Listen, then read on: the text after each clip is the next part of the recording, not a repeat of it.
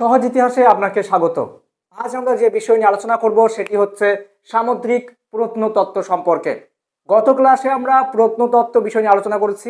সেখানে দেখানোর চেষ্টা হয়েছে যে প্রত্নতত্ত্ব মূলত উৎখনন, বিভিন্ন সমীক্ষা এবং বিশ্লেষণ করা হচ্ছে।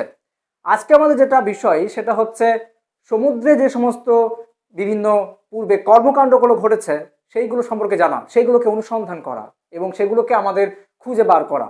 এই বিষয়টি সাধারণত সমুদ্রের মধ্যে হচ্ছে, যার জন্য এটাকে নাম দেওয়া হয়েছে সামুদ্রিক প্রত্নতত্ত্ব।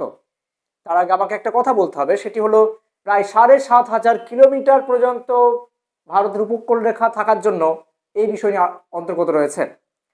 সামুদ্রিক প্রত্নতত্ত্বের মধ্যে আমরা দেখেছি হরপ্পা সভ্যতার মধ্যে অন্তর্গত বিভিন্ন বাণিজ্যগুলো, ভারতের সঙ্গে রোমের যে সমস্ত বাণিজ্যগুলো হয়েছে, চোল, পাণ্ডব, বিভিন্ন প্রাচীন যে সমস্ত বংশগুলো রয়েছে তাদের যে সমস্ত বাণিজ্য বা সামুদ্রিক কার্যকলাপ রয়েছে এর মধ্যে অন্তর্গত।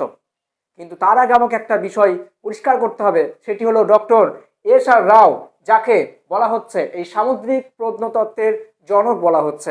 যেমন আমরা বলি ইতিহাসের জনক, আধুনিক বিজ্ঞানসম্মত ইতিহাসের জনক, ঠিক সেরকমই একটা শব্দ আমরা পেয়েছি, সেটিকে বলা হচ্ছে এই সামুদ্রিক প্রত্নতত্ত্বের জনক হচ্ছেন ডক্টর এস.আর. রাও, যার সম্পূর্ণ নাম হচ্ছে শিকারিপুর রঙ্গনাথ রাও। অর্থাৎ এই যে নামটা আমরা দেখছি শিকারিপুর রঙ্গনাথ রাও, এটি মূলত শিকারিপুর একটা জায়গাকে বোঝানো হচ্ছে, যে জায়গায় তার জন্ম হয়েছে, যার জন্য তার নাম হয়েছে শিকারিপুর রঙ্গনাথ রাও। ঠিক যেভাবে আমরা দেখেছি মুঘল আমলে বা পরবর্তীকালে যখন আমরা পড়বো, এই ক্লাসগুলো যখন আমরা আনবো, তখন দেখতে পাবো আমরা যে আব্দুল কাদির বদায়ুনি, অর্থাৎ যার জন্ম বদায়ুন অঞ্চলে হয়েছে, যার জন্য তার নাম হচ্ছে আব্দুল কাদির বদায়ুনি। ঠিক একইভাবে শিকারিপুর রঙ্গনাথ রাও, শিকারিপুর বলে যে জায়গা রয়েছে সেখানে তার জন্ম হয়েছিল। ইতিমধ্যে আপনারা জেনে থাকবেন বা আমরা যখন ক্লাসগুলো নিয়ে আসবো সেখানে বিস্তারিতভাবে বলবো যে কিভাবে এই হরপ্পা সভ্যতার সঙ্গে এস.আর. রাও তিনি যুক্ত ছিলেন। আমরা দেখব এই এস.আর. রাও যিনি লোথাল অঞ্চলের সঙ্গে খনন করতে গিয়ে তার নাম উঠে আসছে। এই জন্য প্রথমে আমাকে জানতে হবে এই লোথালের সঙ্গে যুক্ত দুটি গ্রন্থ এস.আর. রাওয়ের, যার মধ্যে একটি গ্রন্থ হচ্ছে Lothal a Harappan port town, আরেকটা গ্রন্থ হচ্ছে Lothal and the Indus civilisation. এই দুটি হচ্ছে গ্রন্থ।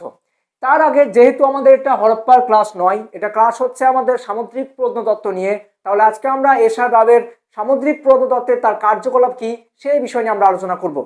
সামুদ্রিক প্রত্নতত্ত্বের কথা বলতে গিয়ে আমরা দেখতে পাই এস.আর. রাও যিনি মূলত 1980 দশক থেকে কিন্তু কাজ করতে শুরু করেছেন। 1983 থেকে 1990 পর্যন্ত তিনি একের পর এক প্রায় 12 বার অভিযান চালিয়েছেন এই সামুদ্রিক প্রত্নতত্ত্ব বিভিন্ন জায়গাগুলোকে খোঁজার জন্য। শেষ পর্যন্ত তিনি একটা বই প্রকাশ করছেন, যে বইটির নাম হচ্ছে the lost city of Dwarka. এটি কার শহর? শ্রীকৃষ্ণের দ্বারকা ছিল নগরী। অর্থাৎ আমাদের যেমন শহর আছে না, বিভিন্ন আমাদের পশ্চিমবঙ্গে বা ভারতবর্ষে বিভিন্ন শহর রয়েছে, ঠিক একইভাবে ভগবান শ্রীকৃষ্ণ যিনি ছিলেন তার একটি শহর হচ্ছে এই দ্বারকা, যে দ্বারকাটি নাকি মনে করা হয় জলের তলে চলে গিয়েছে। অর্থাৎ এটা একসময় কিন্তু আমরা দেখতে পাচ্ছি যে ভূমি ছিল বা স্থল ছিল, যেটা আস্তে আস্তে করে কিন্তু সমুদ্রের নিচে চলে গিয়েছে। হয়তো আমাদের যে অঞ্চলগুলো এখন রয়েছে, যেভাবে আস্তে আস্তে করে যদি বরফগুলো গলতে শুরু করে, তাহলে আমরাও কিন্তু একটা সময় গিয়ে উপকূল রেখা যে জায়গাগুলো রয়েছে সেটাও কিন্তু জলভূমির নিচে চলে যাবে, অর্থাৎ সমুদ্রের মধ্যে অন্তর্গত হয়ে যাবে একটা সময়, হয়তো সেটা 500 বছর বা 1000 বছর। ঠিক ওই একই ঘটনা আমরা দেখতে পাচ্ছি শ্রীকৃষ্ণের দ্বারকা শহর হয়েছে এবং সেটা আবিষ্কার পর্যন্ত করা হচ্ছে। আমরা যখন পরবর্তী ক্লাসে আলোচনা করব দ্বারকা এবং বেট দ্বারকা, গুজরাটের এই জায়গাগুলো 2007 সালের দিকে যখন সেটা আবিষ্কার হচ্ছে বা খনন হচ্ছে, বা সমুদ্র বিভিন্ন প্রত্নতাত্ত্বিক যখন ডুবুরি বা আমরা দেখব যে আন্ডার উইং কভারেজের দ্বারা সেগুলো করা হচ্ছে, সেই নিয়ে আমরা পরবর্তী ক্লাসে আলোচনা করব। তার আগে একটা কথা বলে রাখি, এই পর্যন্ত ভারতবর্ষে প্রায় 200টির মতো জাহাজ যেগুলো সামুদ্রিক প্রত্নতত্ত্বের অন্তর্গত কিন্তু হয়েছে। প্রত্নতত্ত্ব নিয়ে আলোচনা করতে গিয়ে দুটো আমরা বিষয় আমরা পাই, যেটাকে বলা হচ্ছে NIO, একটা হচ্ছে ওশিয়ানোগ্রাফির ওপর, আর একটা হচ্ছে UAW, যেটা হচ্ছে 2001 সাল, আন্ডার ওয়াটার আর্কিওলজি উইং গঠন করা হচ্ছে 2001 সাল। তাহলে এই দুটি আমাকে মনে রাখতে হবে।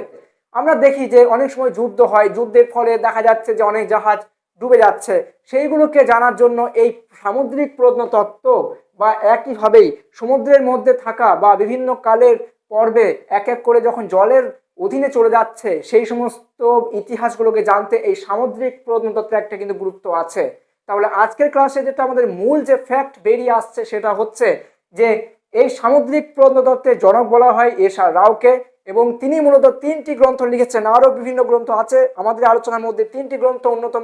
আজ এই পর্যন্ত। যদি ভিডিওটি ভালো লেগে থাকে আমাদের ফিডব্যাক জানান, তবেই আমরা কিন্তু এই ধরনের ভিডিও আরও লং ভিডিও তৈরি করতে পারবো এবং আপনাদেরকে আরও আমরা সেগুলো প্রোভাইড করতে পারবো।